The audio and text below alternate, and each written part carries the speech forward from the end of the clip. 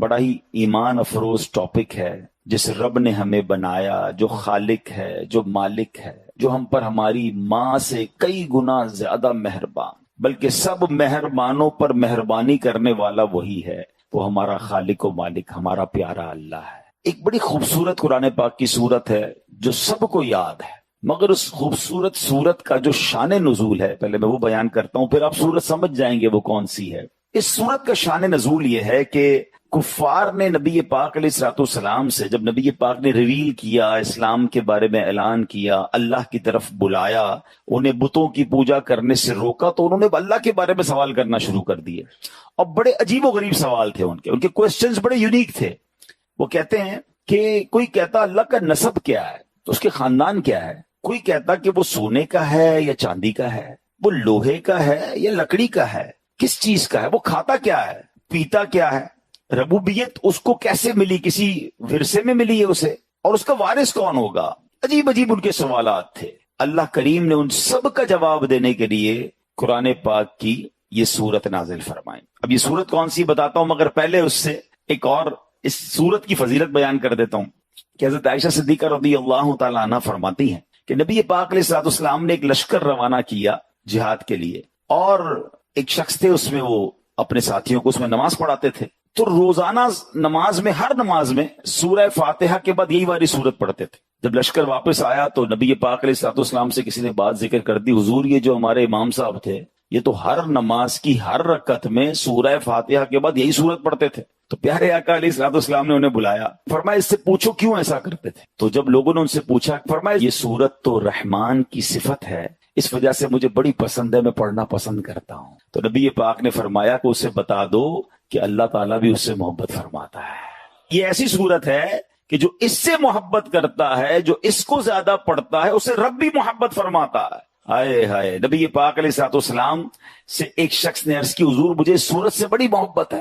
تو اللہ کے حبیب فرماتے ہیں اس کی محبت تجھے جنت میں داخل کر دے گی.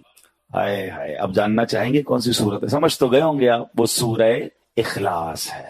اللہ کریم کی صفات کا بیان، اللہ کریم کا جو یوں سمجھے کہ رب کیا ہے، کون ہے، انٹروڈکشن جو ہے جس پیارے انداز میں اللہ کریم نے فرمایا. اب اس میں ایک عشق والی بات بھی سن لو، علماء نے بڑی پیاری بات کی کہ اس میں اللہ یہ بھی تو فرما سکتا تھا هو اللہ احد اللہ الصمد، اللہ ایک ہے، اللہ بے نیاز ہے. یہ قل هو اللہ احد کیوں کہا گیا؟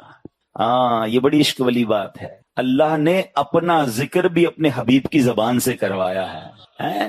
بلکہ بڑی پیاری بات ہے نا کہ وہ ایک شعر آپ سنتے ہوں گے کہ دساں کی میں مصطفیٰ دی کیڈی سونی شان ہے، آپ دی تعریف وچ سارا ہی قرآن ہے. تو لوگ کہتے ہیں سارا ہی قرآن نبی پاک کی تعریف میں ہے یا نبی پاک کا ذکر ہے. سورہ اخلاص میں اللہ کے نبی کا تعارف بتاؤ کہاں ہے، اللہ کے نبی کا ذکر کہاں ہے؟ یہ تو اللہ کا ذکر ہے.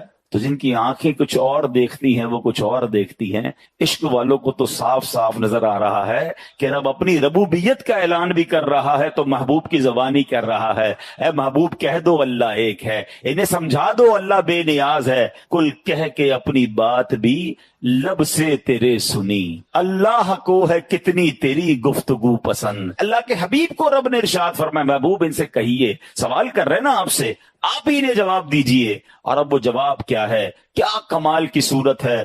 توحید الہی کا شاندار بیان ہے، اللہ کریم کی ذات کی زبردست یوں سمجھے کہ تعارف ہے.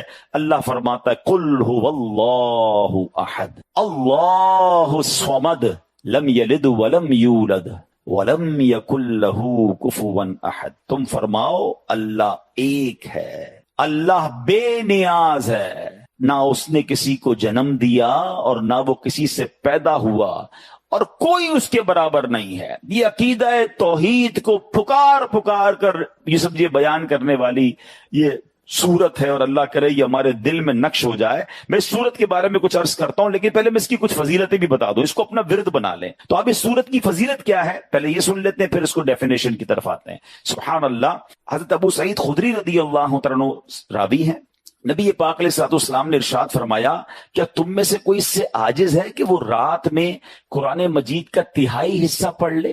1/3 آف قرآن ہے تم میں سے کوئی جو پڑھ سکے؟ تو صحابہ کرام نے عرض کی کہ حضور یہ بات تو مشکل معلوم ہو رہی ہے. عرض کی یا رسول اللہ ہم میں سے کون اس کی طاقت رکھتا ہے؟ تو پیارے آقا علیہ الصلوۃ والسلام نے فرمایا سورہ اخلاص تہائی قرآن کے برابر ہے.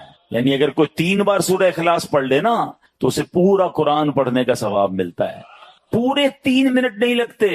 اگر یہ سیکنڈوں اور منٹس کی اہمیت پتہ چل جائے نا، جن کے گھنٹوں موبائل پر فضول گزر رہے ہیں، گھنٹوں جناب گپ شپ پہ گزر رہے ہیں، کھانے کی ٹیبل پر بیٹھتے تو اٹھتے نہیں، چائے پیتے تو کھڑے نہیں ہوتے، اتنی ٹائم ہے ہمارے پاس.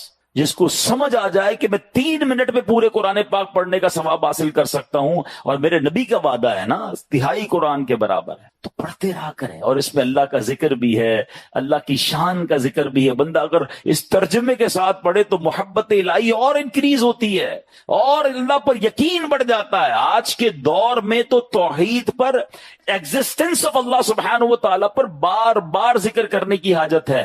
انفارچونیٹلی آج کل ایتھیزم اتنا بڑھایا جا رہا ہے ہمارے اسکول میں، ہمارے کالجز میں، جناب تعلیمی اداروں میں. پہلے تو ہم بیرون ملک کے بارے میں سنتے تھے، اب تو معاذ اللہ پاکستان میں بھی یہ سننے کو مل رہا ہے کہ بڑی سازش کے تحت ایسے کوسچن نوجوانوں کے ذہنوں میں کریٹ کیے جاتے ہیں کہ وہ کنفیوز سے نظر آتے ہیں. چونکہ علم سے دور ہیں، علماء سے دور ہیں، قرآن سے دور ہیں، تو پھر خود ہی جناب ان کے ذہنوں میں سوال آتے ہیں. آج انشاءاللہ اللہ تبارک و تعالیٰ کی شان، اللہ خالق و مالک ہے، اس کے دلائل بھی سنیں گے اور ہمارے ایمانوں کو اور مضبوط کریں گے. اب آئیے ذرا اس سورت کے بارے میں پہلے سمجھتے ہیں.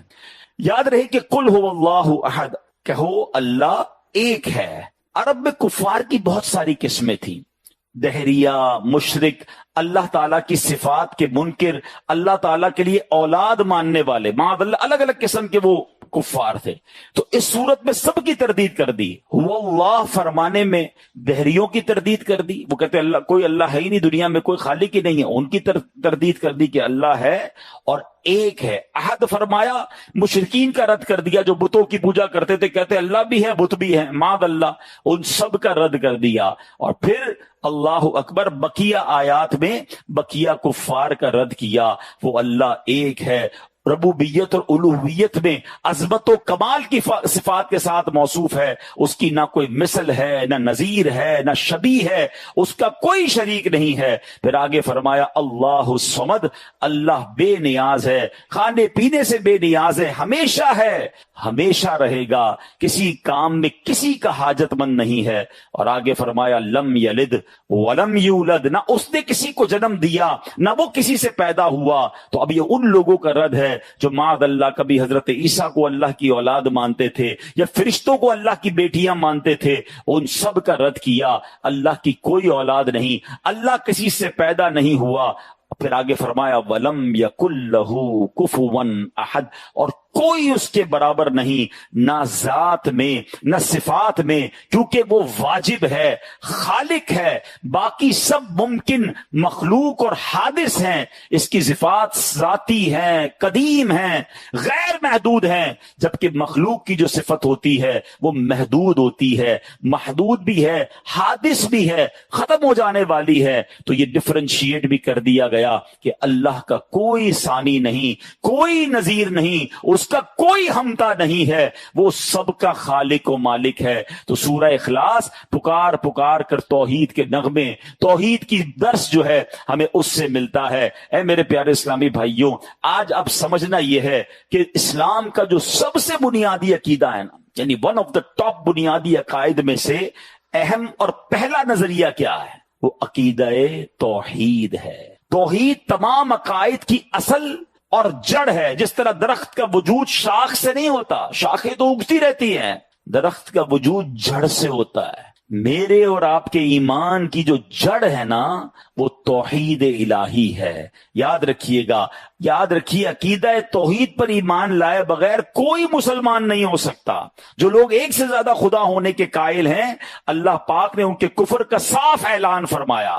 اللہ قرآن مجید میں ارشاد فرماتا ہے لَقَدْ كَفَرَ الَّذِينَ قَالُوا إِنَّ اللَّهَ ثَالِثُ ثَلَاثَةٍ وَمَا مِنْ إِلَٰهٍ إِلَّا إِلَٰهٌ وَاحِدٌ، بے شک کافر ہیں وہ جو کہتے ہیں اللہ 3 خداؤں میں کا تیسرا ہے، اور خدا تو نہیں مگر ایک خدا.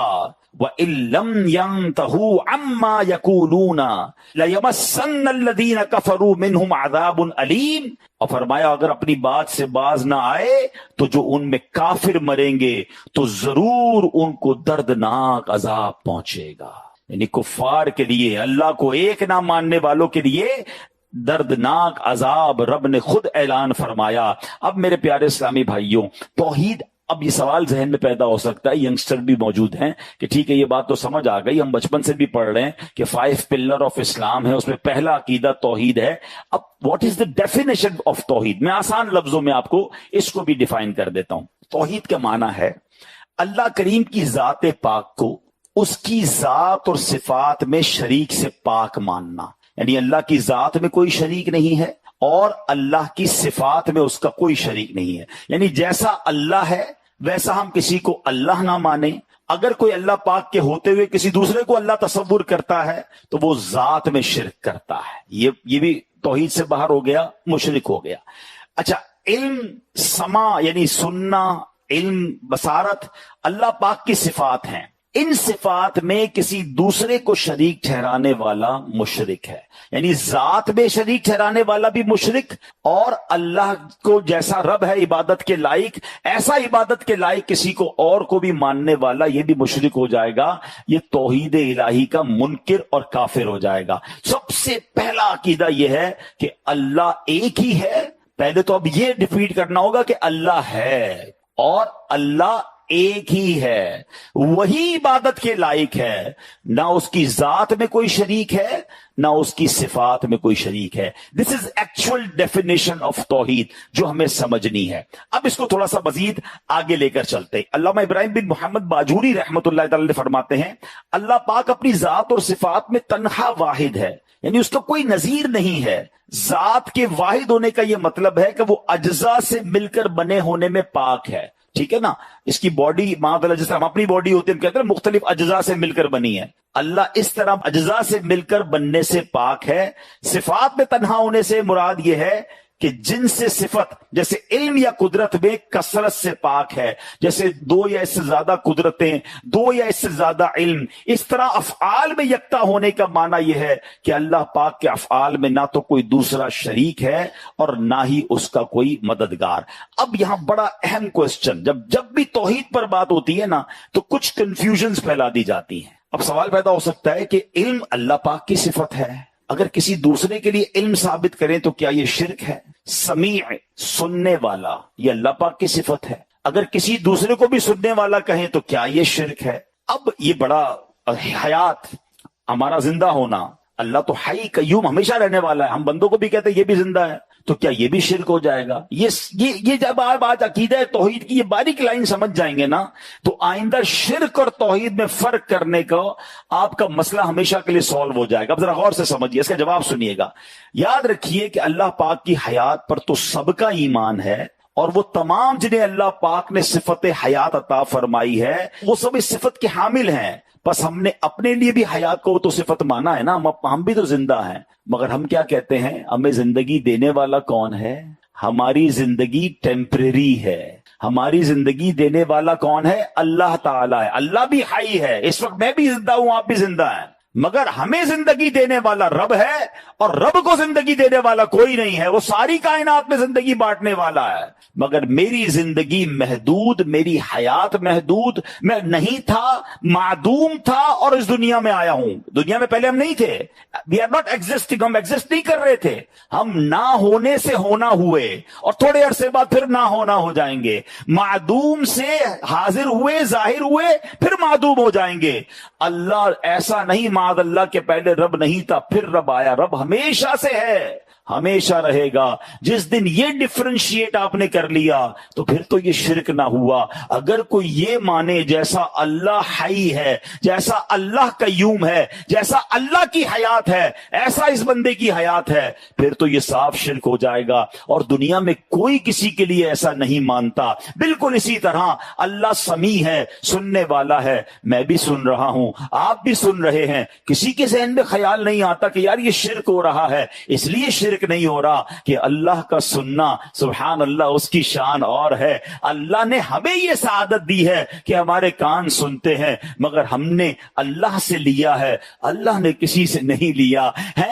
ہمارے علم جو ہے، کئی لوگ علماء ہوتے ہیں، دنیا کے علوم بھی سیکھتے ہیں. اللہ بھی علیم ہے، نام سنا ہے نا رب کا علیم، علیم الخبیر. اللہ خبردار بھی ہے، غیبوں پر بھی خبردار ہے، اور اللہ علیم ہے. تو اللہ علیم علم والا ہے. آج لوگ کہتے یہ بھی بڑے عالم صاحب ہیں، تو کیا شرک ہو جائے گا؟ نہیں جناب، ان کا علم محدود ہے، رب تو علم دینے والا ہے. جب اس بات کو آپ سمجھ جائیں گے تو کبھی شرک کی ڈیفینیشن میں کنفیوژن نہیں ہوگی کہ اگر بندہ کسی اللہ والے کے لیے، کسی بڑی ہستی کے لیے کوئی علم، کوئی طاقت یا کوئی بھی اس کا جناب عمل مانتا ہے، تو ہمیشہ ذہن میں یہی ہوتا ہے کہ یہ محتاج ہیں، اللہ نے انہیں دیا ہے اور اللہ کی عطا سے انہیں ملا ہے. تو شرک تو ختم ہو گیا نا. شرک یہ ہوتا ہے کہ جب یہ بندہ کہہ دے کہ فلاں نبی، فلاں صحابی، فلاں ولی جو ہیں یہ اللہ کی طرح ہیں، انہوں نے اللہ سے لے کر نہیں، خود اپنی طرف سے ہمیں دیا یا اپنی طرف سے دنیا کو نوازتے ہیں، جناب یہ شرک ہو جائے گا. تو جب یہ ڈیفینیشن میرے اور آپ کے ذہن میں کبھی بھی نہیں آتی، ہم کبھی کبھی کہتے ہیں ڈاکٹر بڑا اچھا ڈاکٹر ہے یار، اس کے پاس جاؤ بڑی شفا ہے اس کے ہاتھ میں، تو جناب یہ تو پھر شرک ہو جانا چاہیے. شفا دینے والی ذات تو رب کی ذات ہے، مگر وہاں کسی کے ذہن میں بھی یہ بات نہیں آتی. سمجھ آ جاتی ہے کہ شفا تو رب نے دینی ہے، اللہ نے اسے وسیلہ بنایا ہے. تو اصل ظاہر خالق حقیقی رب ہے، فاعل حقیقی رب ہے، وہی سب کو دینے والا ہے. ہاں آج دنیا میں جس طرح میں اور آپ ایک دوسرے کے بارے میں بات کرتے ہیں، یار یہ بڑی مدد کرتا ہے، یہ بڑا اچھا انسان ہے، احسان کرتا ہے، تو مجھے بتاؤ مددگار تو رب ہے، اللہ دینے والا ہے. آپ کیسے کسی بندے کے بارے میں کہہ سکتے ہیں یہ مدد کر رہا ہے؟ تو جناب آپ کہیں گے یار یہ تو بندے کی مدد ہے، اس کو بھی تو رب نے دیا ہے، یہ اللہ کا محتاج ہے، اللہ نے اسے دیا تو یہ میری مدد کرتا ہے، اللہ نے طاقت دی ہے اس لیے یہ سپورٹ کر رہا ہے. تو یہی تو بات شرک اور توحید میں سمجھنے والی ہے. کچھ لوگوں نے جناب شرک کی تسبیح پکڑ لی ہے، ہر کام کے اندر شرک شرک کہا کرتے ہیں.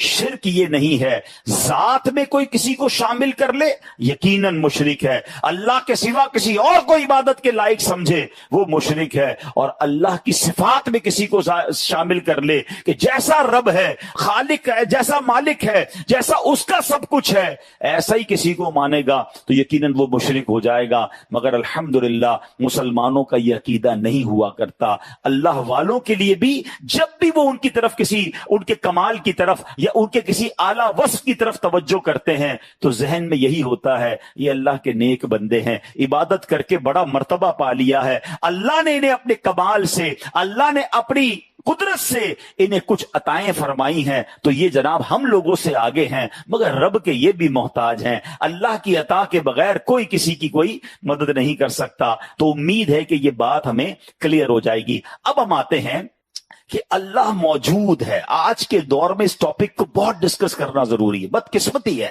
کہ مسلمان کہلانے والوں کے ذہنوں میں بھی اب وسوسے کریٹ کیے جا رہے ہیں. تو کچھ بڑی خوبصورت باتیں انشاءاللہ ہم سنیں گے جو انشاءاللہ مزید عقیدہ توحید پر ہماری رہنمائی بھی کریں گی. بیسک آف ایمان کی بات ہو رہی ہے، اور انفارچونیٹلی آج کل نوجوانوں میں ایسی محفلوں میں بیٹھ رہے ہیں کہ وہاں اللہ کے ایگزسٹنس پر کلام ہو رہا ہے کہ یار یہ کائنات ایسے ہی بن گئی ہے، بگ بینگ تھیوری ہے، اور عجیب عجیب سائنسی تھیوریاں پیش کرتے ہیں. سوشل میڈیا کا زمانہ ہے، لوگ ویڈیو دیکھ کے کنفیوز ہو جاتے ہیں. تو پہلے سب سے مضبوط میرا اور آپ کا یہ عقیدہ ہونا چاہیے. اب آئیے سبحان اللہ، اب خدائے بزرگوں برتر کے ہونے کی دلیل کیا ہے؟ اب کچھ دلیلیں سنیے گا. یاد رکھیے کہ اللہ عز و جل کا موجود ہونا آفتاب سے زیادہ روشن ہے. اس کی ذات کا یقین ہر شخص کی فطرت میں داخل ہے، خصوصاً مصیبتوں، بیماریوں، آفتوں میں.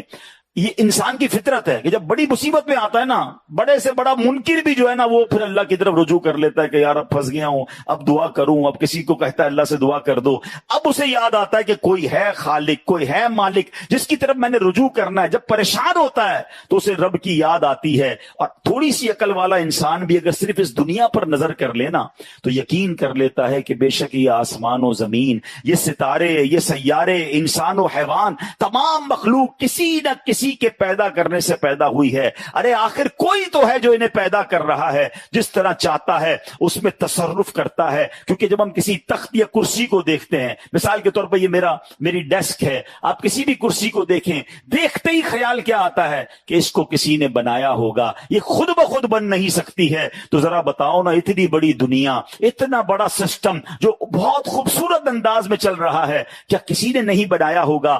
عرب کے ایک بدو نے بڑی پیاری مثال کے ذریعے بات سمجھائی. وہ کہتا ہے کہ اونٹ کی مینگنی دیکھ کر، اونٹ کی اگر کوئی راستے میں آپ کو مینگنیاں نظر آئیں تو سمجھ آ جاتا ہے کہ یہاں سے کوئی اونٹ گزر کر گیا ہے. قدموں کے نشان کو دیکھ کر سمجھ آ جاتا ہے کہ کوئی قدم سے چل کر یہاں سے گیا ہے. تو اللہ اکبر، وہ کہتے ہیں پھر ان برجوں والے آسمان، کشادہ راستے والی زمین کو دیکھ کر کیا اس کے بنانے والے کا خیال نہیں آتا کہ کوئی تو ہے جو نظام ہستی چلا رہا ہے، میرا خدا ہے. ارے اتنی بڑی کائنات، آج اس مسجد کا انتظام جب تک ہماری کمیٹی نہ بنے، جب تک اس کو کوئی لائٹ آن نہ کرے، جب تک جناب اے سی ٹائم پہ آن نہ ہو، جب تک صفائی نہ ہو، ایک روم والی مسجد، ایک چھوٹا سا ہال ہم سے مینج نہیں ہوتا. اتنی بڑی کائنات ہے جس کا نظام چل رہا ہے، وقت پہ صبح ہو رہی ہے، وقت پہ شام ہو رہی ہے. ارے سبحان اللہ، کوئی ایک منٹ تو کبھی ایسا ہو جائے کہ جناب آج افطار تو ہو گیا، سورج غروب نہیں ہوا. جس وقت لکھا اس وقت سورج غروب ہو رہا ہے، اس وقت سورج طلوع ہو رہا ہے. ارے کائنات کتنے نظم و ضبط کے ساتھ چل رہی ہے، تو کوئی تو ہے جو نظام ہستی چلا رہا ہے، وہ میرا خدا ہے. ابھی آگے سنتے چلے جائیے. اب جناب لوگ کہتے ٹھیک ہے ایک نہیں بعد اللہ، کچھ لوگ ایک سے زائد خدا کے جو ہے وہ قائل ہیں کہ جناب اللہ بھی ہے اور کچھ اور بھی خدا ہیں. معاذ اللہ. اب ذرا یاد رکھیے، ایک شہر میں دو بادشاہ نہیں ہو سکتے، ایک گاڑی کے دو ڈرائیور نہیں ہو سکتے، ایک ٹیم کے دو کپتان نہیں ہو سکتے. کیونکہ جب بھی آپ دو لوگوں کو اتھارٹی دیں گے تو آپس میں کلیش ہوگا، اور جب کلیش ہوگا تو سسٹم ڈسٹرب ہونا شروع ہو جائے گا. سبحان اللہ. ایسی بات کو میں نہیں کہہ رہا، اللہ نے قرآن میں بیان کیا، لو کان فیہما آلہۃ الا اللہ لفسدتا.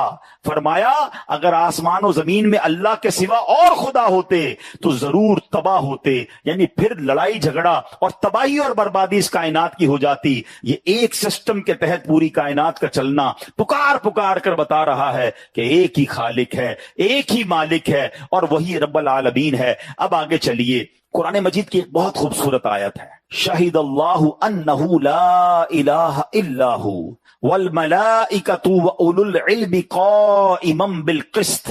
ترجمہ، اللہ نے گواہی دی کہ اس کے سوا کوئی معبود نہیں، اور فرشتوں نے اور عالموں نے انصاف سے قائم ہو کر. اب اس آیت کا شان نزول سنیے گا. ایک وقت ایسا تھا کہ ملک شام کے علماء سے دو افراد نبی پاک کی خدمت میں حاضر ہوئے. جب انہوں نے مدینہ طیبہ کو دیکھا تو ایک دوسرے سے کہا کہ نبی آخر الزمان صلی اللہ تعالی علیہ وسلم کے شہر کے بارے میں جو ہم نے اپنی کتابوں میں پڑھا تھا نا، یہ شہر تو ویسا ہی ہے جو اس شہر میں پائی جاتی ہے. پھر نبی پاک کی خدمت میں حاضر ہوئے، پیارے آقا کی صورت دیکھی، آپ کی سیرت دیکھی، آپ کی باتیں سنی تو فوراً پہچان لیا کہ ہماری کتابوں کے مطابق جو آخری نبی کے بارے میں بتایا گیا تھا نا، یہی وہ آخری نبی ہیں. پھر نبی پاک سے سوال کیا کہ آپ ہی محمد صلی اللہ علیہ وسلم ہیں؟ نبی پاک نے فرمایا ہاں.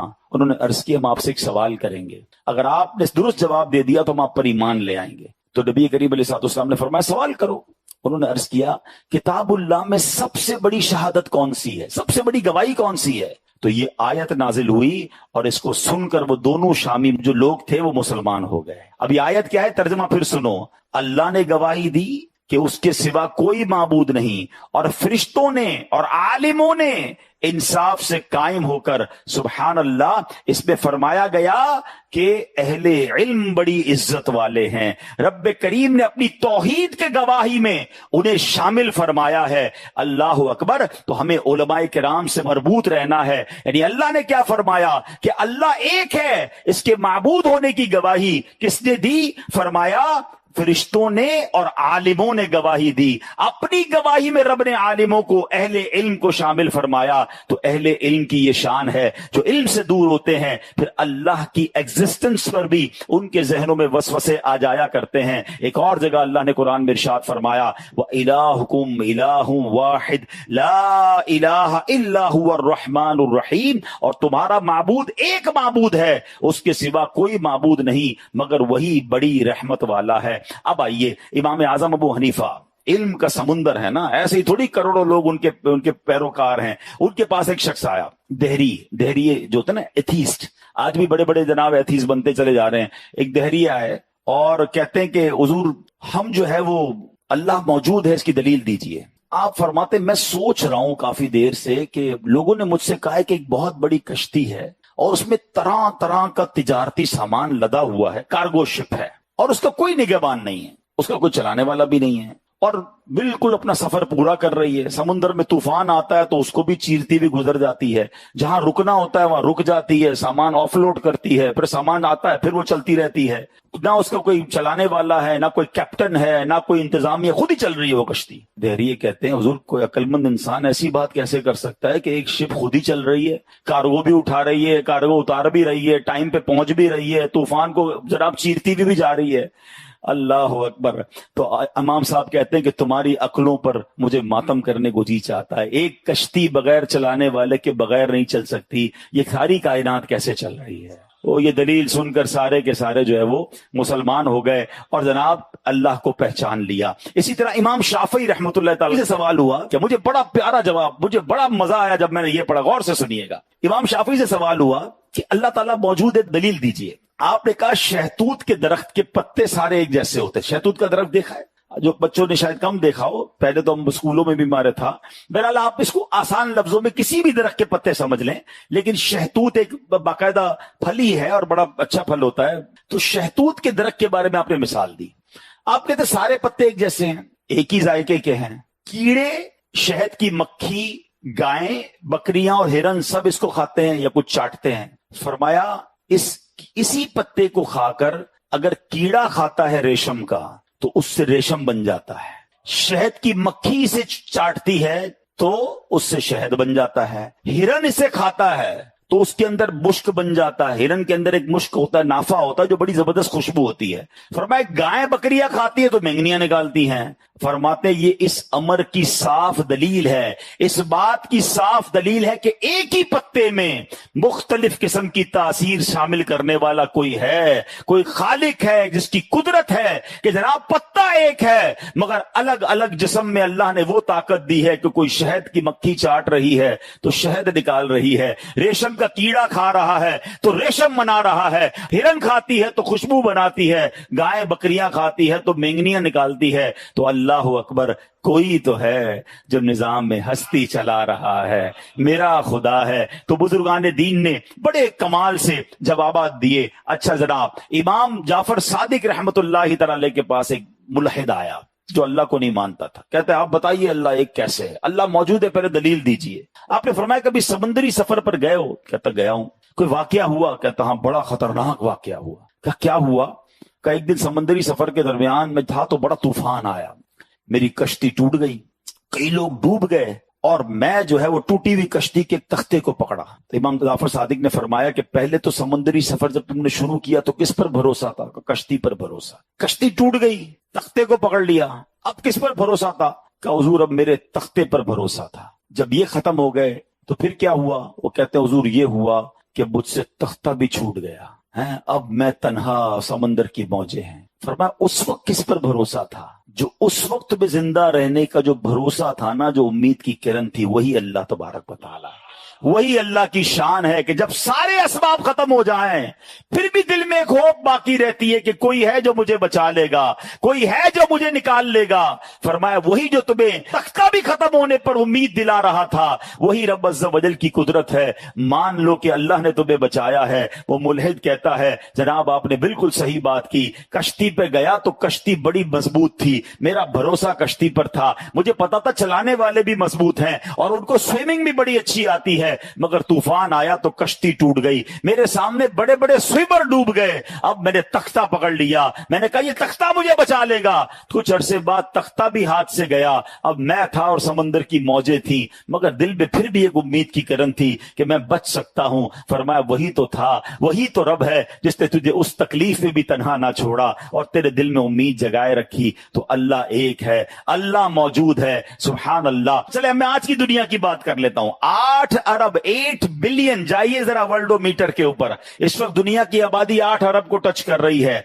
8 अरब लोग इस दुनिया में मौजूद हैं। हम इस वक्त मस्जिद में कितने लोग हैं? आपने पूरी दुनिया में ट्रेवल किया होगा, कभी आपको एक जैसा दूसरा बंदा नहीं मिला होगा। ये कैसी ड्राइंग है, ये कैसी जनाब अल्लाह की कुदरत के शाहकार हैं। अरे कहीं और ना देखो, अपनी जात में अल्लाह की कुदरत को तलाश करे तो बंदा हैरान हो जाता है। कभी आपको इसको एक्सपीरियंस करना हो ना, अगर यहां पर मेरा ख्याल है वो बैठे हो, आर्किटेक्चर लोग बैठे हो जिनको ड्राइंग वगैरह करने का तजुर्बा होता है, कभी उनसे पूछें कि अलग अलग शेप बनाना कितना मुश्किल है। उनको कहो 200 किस्म की बिल्डिंगें बना दो, वो परेशान हो जाएंगे कि भाई 10-15 बनवा लो, 20 बनवा लो, 200, अच्छा 2000 बना दें। मैं पागल हो गए हो, 20,000 बना दें और परेशान हो जाएंगे। जिंदगी में कुछ एक ही जैसी चीजें बहुत सारी नहीं बनाई जा सकती। आपने बंगलों की डिजाइन बनाई होंगी, अपने घर बनाए होंगे, घर को कितनी तरीके से डिजाइन कर सकते हैं आप, कितने कितने शेप बना सकते हैं। कभी कागज का पेन लेके बैठिए, आपको खैर इंसानी तस्वीर तो नहीं बनानी चाहिए, आप अपना जरा खाने बनाइए, ट्रायंगुलर बना लेंगे, स्क्वायर बना लेंगे, सर्कल बना लेंगे, और बनाइए, कितने बनाएंगे। थोड़ी देर के बाद आप कहेंगे भाई इससे ज्यादा नहीं बन सकते। अल्लाह अकबर, रोज दुनिया में हजारों लोग पैदा हो रहे हैं, रोजाना नई शक्ल के हैं। अच्छा सिर्फ शक्ल अलग नहीं है, हाँ हमारी आवाज भी अलग है। देखा है दूसरी आवाज वाला, हम आवाज से फोन पे पहचान लेते हैं। अस्सलाम वालेकुम कहता है, हाँ भाई कैसे, हबीब भाई, सलमान भाई, सादिक भाई, फौरन क्लिक क्यों होता है। आवाज भी 8 अरब लोगों की अलग है। अभी रुको, अभी आगे चलते हैं, अभी आगे सिर्फ आवाज अलग नहीं है, हमारे फिंगरप्रिंट्स अलग हैं। कभी देखा है अब तो एयरपोर्ट के अंदर अब चेकिंग ही फिंगरप्रिंट की होने लगी है। यानी इतनी एक अंगूठा है, मुझे बताओ तो सही, 8 अरब लोग। अच्छा ये 8 अरब तो मैं कह रहा हूं ना, अरबों चले गए और अरबों आएंगे। मेरे रब की कुदरत का शाहकार तो देखें, साइंस अल्लाह की कुदरत को कैसे एक्सेप्ट कर रही है कि यार अंगूठे सबके अलग होंगे, कभी दूसरा अंगूठा एक दूसरे का मैच नहीं हो सकता। सिर्फ अंगूठे नहीं, हमारी आई की जो आंख के अंदर पुतली है, अब तो आई स्कैनिंग शुरू हो गई ना एयरपोर्ट पे, कि आंखों की तस्वीर लेके पता चल जाता है बंदा कौन है। थोड़े अरसे की बात है, ये पासपोर्ट वगैरह सब खत्म हो जाएंगे, सिर्फ आपकी आंख होगी। अब दुनिया में कई जगहों पर फिंगरप्रिंट पे आपके क्रेडिट कार्ड आ चुके हैं, पर आप फिंगरप्रिंट दे और पैसे ले जाएं, पैसे दे दें, बैंक अकाउंट चल रहे हैं, क्योंकि आप हैं, हमें पता है। असल तो ये चाहिए होता है ना कि कार्ड वाला बंदा है कि नहीं। अब कार्ड क्यों संभालूं, पासपोर्ट क्यों संभालूं, आगे जाके सब ये खत्म हो जाना है। ये सब आपकी आई स्कैनिंग और फिंगरप्रिंट पे चीजें आ जाएंगे, क्योंकि उनको बंदा मालूम करना होता है। देखिए ना मोबाइल पे कई अकाउंट से जो आई स्कैनिंग से खुल जाते हैं, अब आंख दिखाते हैं वो खुलता है, पेमेंट ट्रांसफर, कोई साइन